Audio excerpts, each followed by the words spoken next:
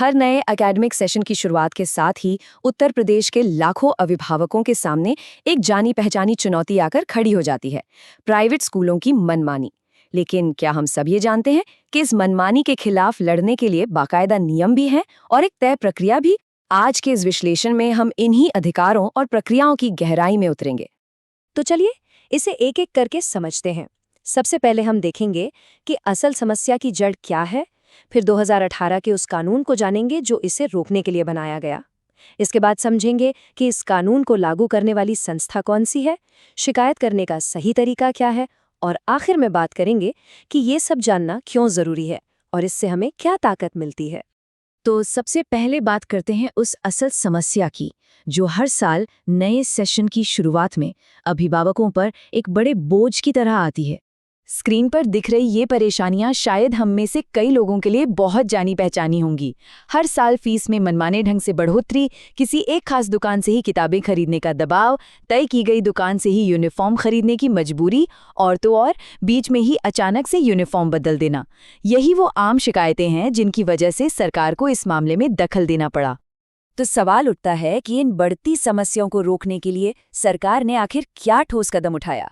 चलिए इसके कानूनी ढांचे को समझते हैं, यानी फीस रेगुलेशन एक्ट 2018। यही वो कानून है जो अभिभावकों को असल ताकत देता है। उत्तर प्रदेश स्ववित्त पोषित स्वतंत्र विद्यालय शुल्क विनियमन अधिनियम 2018, ये नाम याद रखना जरूरी है। और हाँ, ये कानून उत्तर प्रदेश के उन सभी प्राइवेट स्कूलों पर लागू होता है जिनकी सालाना फीस 20,000 रुपए से ज्यादा है, फिर चाहे वो स्कूल सीबीएसई का हो, आईसीएसई का हो या फिर यूपी बोर्ड का। अब एक और बहुत ज़रूरी बात कि स्कूल आखिर किस किस तरह की फीस ले सकते हैं। कानून इसे बहुत साफ तौर पर दो हिस्सों में बांटता है। एक तरफ है अनुमत शुल्क, यानी वो फीस जो स्कूल ले सकता है, जैसे कि एडमिशन फीस या सालाना फीस, और दूसरी तरफ है वैकल्पिक शुल्क, जैसे कि ट्रांसपोर्ट, हॉस्टल या मेस की सुविधा। कानून कहता है कि स्कूल किसी को भी इन वैकल्पिक सेवाओं को लेने के लिए मजबूर नहीं कर सकता। और ये स्लाइड उस सबसे बड़े सवाल का जवाब देती है जो शायद सबके मन में होता है, स्कूल हर साल फीस कितनी बढ़ा सकते हैं। देखिए, पुराने छात्रों के लिए कानून का फॉर्मूला बिल्कुल सीधा है। देश की मौजूदा महंगाई दर यानी सीपीआई का प्रतिशत और उसमें स्कूल की फीस का 5% और जोड़ दीजिए, बस स्कूल इतनी ही बढ़ोतरी कर सकता है। इससे ज्यादा बढ़ाने के लिए उसे सरकार की कमेटी से मंजूरी लेनी होगी। सिर्फ फीस ही नहीं, किताबों और यूनिफॉर्म को लेकर भी नियम एकदम साफ हैं। कोई भी स्कूल किसी को एक खास दुकान से ये सामान खरीदने के लिए मजबूर नहीं कर सकता। अभिभावक किताबें, जूते, मोजे और यूनिफॉर्म बाजार में कहीं से भी खरीदने के लिए पूरी तरह आज़ाद हैं। इतना ही नहीं, कोई भी स्कूल डीएफआरसी की इजाज़त के बिना लगातार 5 सालों तक यूनिफॉर्म में कोई बदलाव नहीं कर सकता। तो ठीक है, नियम तो बन गए, पर इनको जमीन पर लागू कौन कराएगा? यहीं पर सामने आती है डिस्ट्रिक्ट फीस रेगुलेटरी कमेटी, जिसे हम शॉर्ट में डीएफआरसी कहते हैं। जरा डीएफआरसी की बनावट पर गौर कीजिए। इसके अध्यक्ष कोई और नहीं बल्कि जिले के डिस्ट्रिक्ट मजिस्ट्रेट यानी डीएम खुद होते हैं। उनके साथ एक चार्टर्ड अकाउंटेंट, पीडब्ल्यूडी के एक इंजीनियर, अभिभावकों के एक प्रतिनिधि और जिला विद्यालय निरीक्षक यानी डीआईओएस भी होते हैं। जाहिर है, डीएम की अध्यक्षता ही इस कमेटी को बहुत शक्तिशाली बना देती है। और अगर कोई स्कूल इन नियमों को नहीं मानता तो फिर क्या होता है? कानून में इसके लिए बहुत कड़े जुर्माने का प्रावधान है। पहली बार गलती करने पर 1 लाख रुपए तक का जुर्माना और वसूली गई ज्यादा फीस की वापसी। दूसरी बार में यही जुर्माना 5 लाख तक का हो जाता है, और अगर तीसरी बार भी वही गलती दोहराई जाती है तो स्कूल की मान्यता रद्द करने की सिफारिश भी की जा सकती है। ठीक है, नियम पता चल गए, सजा भी पता चल गई, लेकिन अब आते हैं सबसे काम की बात पर। अगर किसी को शिकायत करनी है तो इसका सही और असरदार तरीका क्या है? चलिए इसे समझते हैं।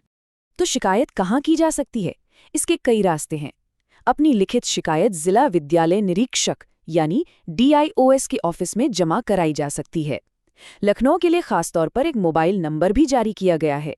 इसके अलावा शिक्षा विभाग का एक टोल फ्री हेल्पलाइन नंबर भी है, 1800-180-5310। और हाँ, सीधे डीएम या बीएसए के पास भी शिकायत की जा सकती है।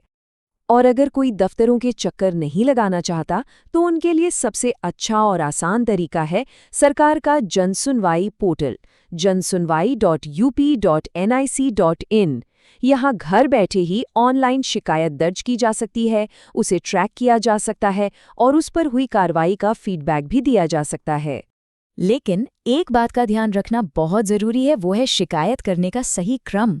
पहला कदम, स्कूल मैनेजमेंट को एक लिखित शिकायत दें और उसकी रसीद लेना बिल्कुल न भूलें। अगर वहां बात नहीं बनती, तब आता है दूसरा कदम, डिस्ट्रिक्ट फीस रेगुलेटरी कमेटी यानी डीएफआरसी में शिकायत दर्ज करें। और अगर डीएफआरसी के फैसले से भी संतुष्ट नहीं है, तो तीसरा और आखिरी कदम है डिविजनल अपीलेट अथॉरिटी में अपील करना। तो चलिए अब ये समझते हैं कि आखिर इन सब नियमों और प्रक्रियाओं को जानना इतना महत्वपूर्ण क्यों है, समाज पर इसका व्यापक असर क्या पड़ता है। ये लाइन इस पूरी बहस का सार है। ये कानून एक संतुलन बनाने की कोशिश है ताकि शिक्षा एक अधिकार बनी रहे, कोई लेन देन नहीं। असल में जब शिक्षा एक कारोबार बन जाती है तो ये अनगिनत परिवारों पर आर्थिक और मानसिक बोझ डालती है। ये कानून उसी बोझ को कम करके सिस्टम में पारदर्शिता और जवाबदेही तय करने की एक बहुत बड़ी कोशिश है।